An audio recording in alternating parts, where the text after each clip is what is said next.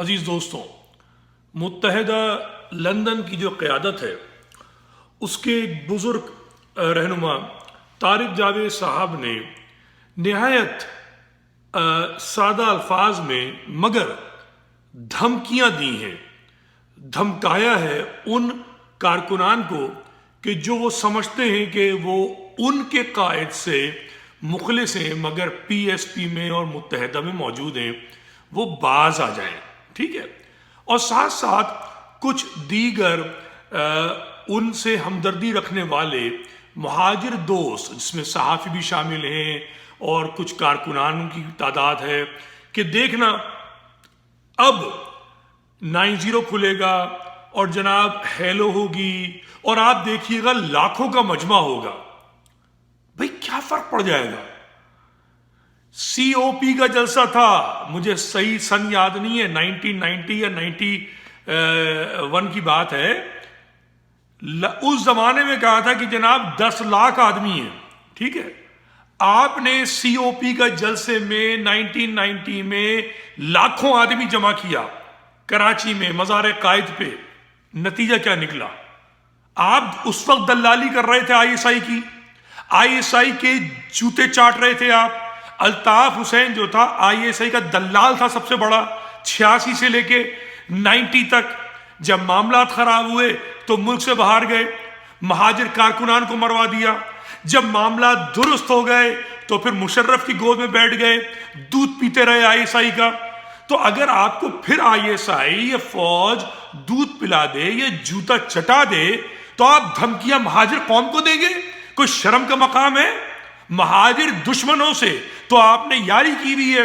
سندھو دیش کا آپ نعرہ لگا رہے ہیں جنہوں نے کہ مہاجروں کو جینا حرام کیا ہوا ہے. آپ کیا سمجھتے ہیں یہ جو مہاجر عوام جو کہتے ہیں جی لاکھوں ہو جائیں گے اور جناب ہیلو ہو جائے گا؟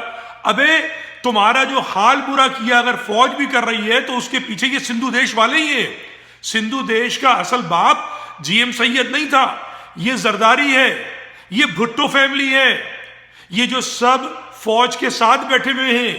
تو تم خود غور کرو مہاجروں کہ تمہارا دشمن کون ہے. تمہارا دشمن وہ ہے جو تمہیں برباد کر کے عملاً سندھو دیش بنا چکا ہے.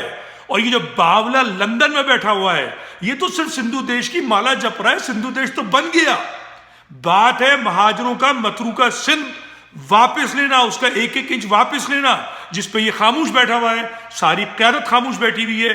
سندھو دیش کے وہ لوگ جو جوتے چاٹتے ہیں فوج کے وہ بھی نہیں بات کرنا چاہتے متروکہ سندھ پہ، اور یہ جو فوج کو گالیاں دے کے جوتا چاٹنا چاہتا ہے یہ بھی متروکہ سندھ پہ بات نہیں کرتا، اور آپ کو غلام بنا دیا گیا سندھو دیش کا.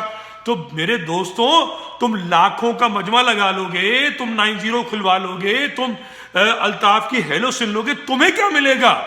تمہارا حال بندروں جیسا ہے. 90 میں بھی ناچے تھے لاکھوں کی تعداد میں تم نے نواز شریف کے لیے، اس کے بعد زرداری کے لیے ناچے، پھر تم جو ہو طالبان کے خلاف ناچے. تو تمہارا کام کیا بندروں کی طرح ناچنا ہے؟ یہ سوچو، نظریاتی بنو، فکری بنو. لعنت بھیجو کہ 9-0 کھلتا ہے نہیں کھلتا ہے. مہاجر قوم کا مسئلہ حل ہو رہا ہے یا نہیں ہو رہا؟ یہ ہے سوال. مہاجر قوم کا کیا ہوگا؟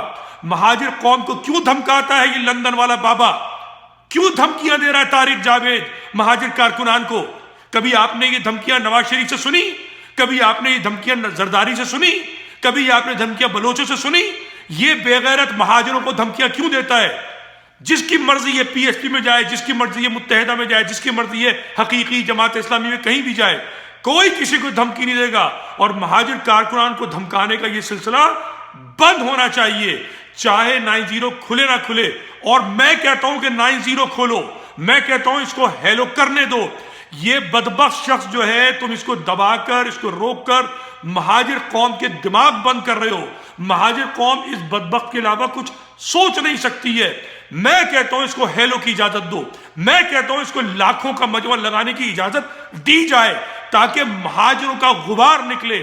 پتا چلے کہ یہ 2 ٹکے کا دلال رہا ہے ہمیشہ، کبھی پاک فوج کا، کبھی انڈیا کا، کبھی امریکہ کا بننا چاہا اس نے، کبھی برطانیہ کی دلالی کرتا ہے، قتل و غارت گری کرتا ہے. اس کو بند کرنا پڑے گا.